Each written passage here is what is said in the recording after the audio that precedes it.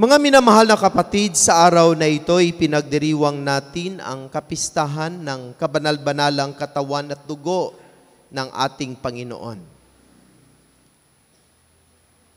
Kalimitan, tinatawag natin itong Corpus et Sanguinis Christi, o sa English, the Feast of the Body and Blood of Christ. At sa Tagalog, kapistahan ng kabanal-banalang katawan at dugo ng Panginoon. Sa pagdiriwang natin ng kapistahang ito, tayo ay pinaalalahanan ng dakilang pag-ibig ng Diyos, ang ating tagapagligtas. Ipinahayag niya ang kaniyang dakilang pag-ibig sa atin sa pamamagitan ng kaniyang pag-alay ng kaniyang katawan at dugo. At ito ay kaniyang inialay sa krus. At kapag pinag-usapan natin ang katawan at dugo, ito ay tumutukoy sa atin ng kaniyang buhay. Ang buong buhay ng Panginoon ay kaniyang ibinigay sa atin dahil sa kaniyang pag-ibig at pagmamahal. At upang ang pag-ibig na ito na siyang nagdulot sa atin ng ganap na kaligtasan ay hindi natin makalimutan, itinatag niya ang sakramento ng Eucharistia. Ibig sabihin, sa kapistahang ito, pinararangalan natin ang katawan at dugo ng Panginoon sa pamamagitan ng pagdiriwang ng banal na Eucharistia. Lalo't lalo na nung sinasabi niya, gawin ninyo ito sa pag-alaala sa akin.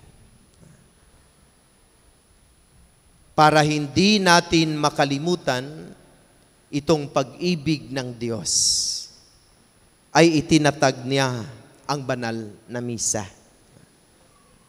Ibig sabihin, ang banal na misa ay hindi lang pala ito misa-misa, kundi ito yung ating remembrance of the greatest love of God to each one of us.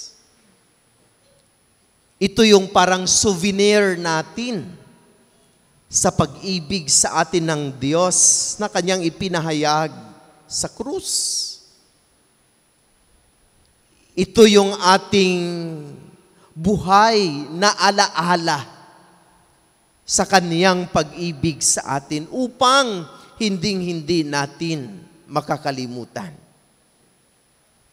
Ibig sabihin, tuwing ipinagdiriwang natin ang banal na misa, ito ay pagdiriwang ng pag-ibig. Mula sa simula hanggang sa katapusan ng banal na misa, ipinapahayag ng Diyos kung paano niya tayo inibig. Isa-isahin natin ang banal na Eucharistia. Sa pasimula, di ba, aawit tayo ng pambungad na awit. Tapos mag-greet tayo sa bawat isa. The Lord be with you and also with you and with your spirit. Tapos, ihahanda natin ang ating mga sarili. Ano sabi ng pari? Upang tayo maging karapat-dapat sa banal na pagdiriwang na ito, aminin natin na tayo ay nagkamali at pagsisihan natin ang ating makasalanan. Tapos tumatahimik tayo, tapos inaalaala natin ang mga pagkakamali at pagkasala na ating nagawa. At sa kaloob-looban ng ating mga puso, tayo ay humingi ng kapatawaran. At ang paghingi natin ng tawad ay ating sinasambit sa pamagitan ng pagsabi, inaamin ko sa makapangyarihang Diyos at sa inyo mga kapatid, na lubha akong nagkasala. Pagkatapos natin sabihin ang mga iyon, sabihin ng pari, kaawaan kayo na makapangyarihang Diyos. Patawarin sa inyong makasalanan at patnubayan sa buhay na walang hanggan. At sumasagot tayo ng amen. So sa unang bahagi ng banal na misa, ipinapahayag sa atin ng Diyos ang kanyang pag-ibig sa pamagitan ng pagpapatawad sa ating mga kasalanan. Because God, true God, really forgives. Ang totoong pag-ibig ay handang magpatawad. Gaano man kalaki o kabigat ang nagawa nating pagkakasala, kapag taos, bukal sa ating puso at kalooban ang paghingi ng kapatawaran, ang Diyos ay handang magpatawad sa atin. Bakit? Mahal na mahal tayo ng Panginoon. Hindi niya tayo kayang tiisin. Lubos ang kanyang pag-ibig sa atin. Kaya sa tuwing tayo ay humingi ng kapatawaran, siya ay handang magpatawad sa atin dahil sa kanyang pag-ibig. At pagkatapos natin na mapatawad ng Diyos, ano ang sinisigaw natin? Papuri sa Diyos sa kaitaasan. Buong galak, masayang masaya tayo at nagagalak tayo na pinatawad tayo ng Diyos. Kaya tayo ay nagpupuri sa Kanya kasi pinatawad niya tayo. Tinanggap niya muli tayo, niyakap niya muli tayo. Kaya ang saya-saya natin. Kaya pinupuri natin ang Panginoon. Pagkatapos natin purihin ang Diyos, inilahad natin sa Kanya ang ating pambungad na panalangin. Kaya pagsabihin ng pari, manalangin tayo, tapos may kaunting katahimikan, sabihin niyo sa Kanya ang inyong panalangin. Hindi natatanga lang kayo. Pag sabi ng pari, manalangin tayo, ibig sabihin, inaanyayahan din kayo na manalangin. Kaya habang sa sandaling katahimikan, ay sabihin din ninyo ang inyong mga panalangin. Pagkatapos niyan, ay pakinggan natin ang mga salita ng Diyos. At ang kaniyang mga salita ay puro pag-ibig. Kasi ang kaniyang salita ang gumagabay sa atin kung ano ang dapat nating gawin sa ating pang-araw-araw na pamumuhay.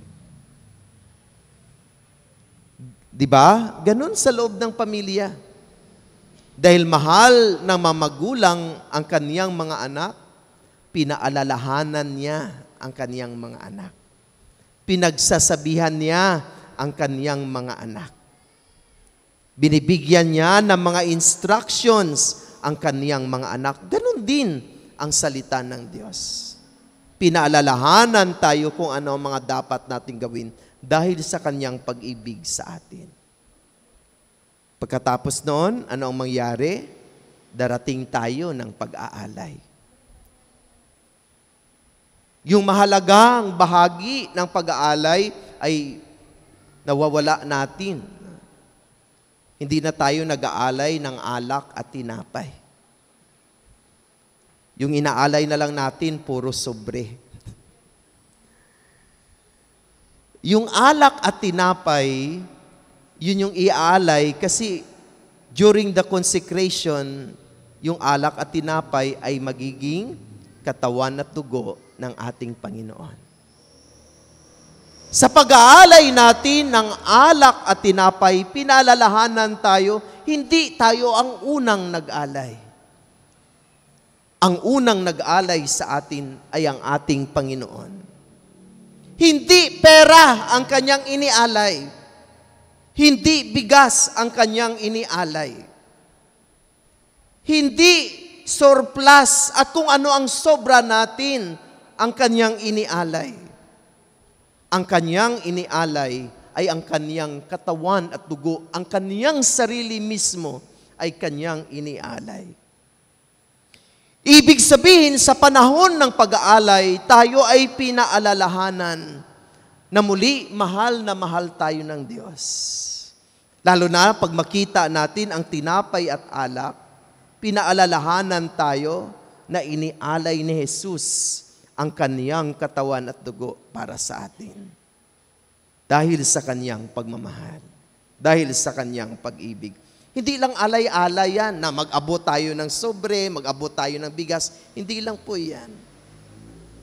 Kundi ang pag-aalay ay pinaalalahanan tayo na hindi tayo ang unang nag-alay. Ang Diyos ang unang nagbigay sa atin. Ibinabalik lang natin kung ano ang kanyang ibinigay sa atin. Sinwelduhan tayo dahil tayo ay nagtrabaho, ibinibalik lang natin kung ano ang ibinigay sa atin ng Diyos. Pero ang unang nag-alay ay walang iba kundi ang ating Panginoon. At ang kanyang unang inialay ay hindi mga material na bagay at makamundong kayamanan, kundi ang kaniyang buong sarili, ang katawan at dugo. Tapos dadako tayo sa pinaka-importanting bahagi ng banal na misa, ang consecration. Ng ating mga alay, lalong-lalo ng alak at tinapay, ay magiging katawan at dugo ng Panginoon sa kapangyarihan ng banal na Espiritu. So hindi na alak, hindi na tinapay, kundi katawan at dugo ng Panginoon. Tapos magkomunyon tayo. Sa tuwing tayo ay magkukomunyon, ano ang sinasabi ng pari at lay minister? Ang ostya? Ang ostya? Ang ostya? Hindi. Ano ang sinasabi ng pari at lay minister? Ang katawan at dugo ni Kristo. At ano ang sinasagot natin? Hindi, thank you. Mayroon pa ditong sumasagot sa akin na thank you. Hindi po thank you ang isasagot natin. Ang isasagot po natin ay amen. Ang ibig sabihin, opo, naniniwala ako ng aking tatanggapin ay ang katawan at dugo ng Panginoon. Si Kristo ang aking tinatanggap.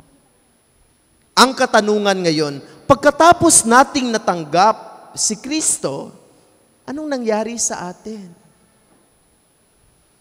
Ibig sabihin, pagkatapos ng komunyon, dala-dala na natin si Kristo sa ating buhay. Nasa sa atin na ang Panginoon, tanggap na natin siya, andyan na siya sa ating kalooban. Kaya nga, kapag napansin ninyo, pagkatapos ng banal na misa, sa katapusang bahagi, ano ang sinasabi ng pari? Sumain niyo ang Panginoon. Basbasan kayo ng Diyos, Ama, Anak, at Espiritu Santo.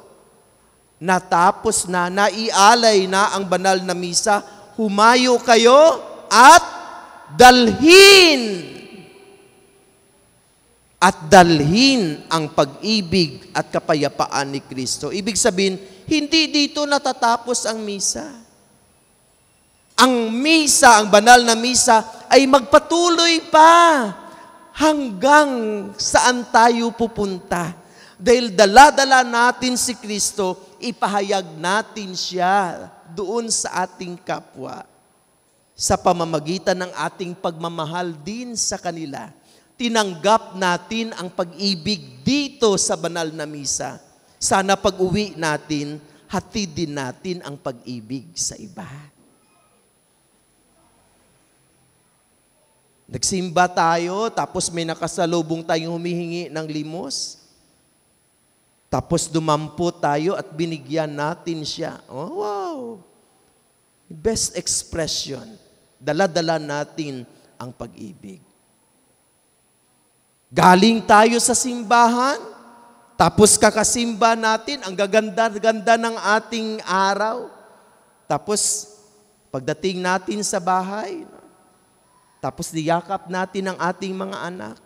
Tapos masaya tayong naglilingkod sa kanila. Nadama nila na talagang galing tayo ng simbahan. Pero kung nag-uwi ka sa bahay, hindi pa sila nakasaing, nagmura ka kaagad, tatanungin ka talaga, saan ka ba galing? Akala ko nagsimba ka, bakit hindi ata magandang balita ang dala mo? Masamang salita ang aming narinig. Ibig sabihin, useless ang ating pagsimba kung hindi natin dala-dala si Kristo na ating natanggap sa banal na misa. So mga minamahal na kapatid, to summarize, ang pagdiriwang natin ng kapistahan ng katawan at dugo ng Panginoon ay nagpapahayag ng pag-ibig sa atin ng Diyos. At upang ang pag-ibig na ito ay hindi natin makalimutan, itinatag ang banal na misa. Ibig sabihin, sa banal na misa, palagi nating inaalaala ang dakilang pag-ibig sa atin ng Diyos. Kaya kapag palagi tayong nagsisimba, palagi rin natin naalaala ang pag-ibig ng Panginoon. Pero kung wala tayong simba-simba, may malaking posibilidad na makalimutan natin na mahal tayo ng Diyos. Kasi hindi tayo napalalahanan ng pag-ibig sa atin ng Panginoon. Yan po ang mensahe sa atin ng pagdiriwang natin ng dakilang kapistahang ito, na mahal tayo ng Panginoon. At upang hindi natin makalimutan ang pagmamahal na ito, inaalaala natin siya sa tuwing ipinagdiriwang natin ang banal na misa. At sa banal na misa, damang-dama natin ang pag-ibig ng Diyos. Pinatawad tayo, napakinggan natin ang kanyang mga salita, inialay niya sa atin ang kanyang buhay, tinanggap natin ang kanyang katawan at dugo, pinagkalooban niya tayo ng pagbabasbas. May pabring house pa. Dalhin ang pag-ibig at kapayapaan ni Kristo. Sana ang banal na misa ay bigyan natin ng halaga dahil ito ay ating alaala sa dakilang pag-ibig sa atin ng Panginoon. Amen.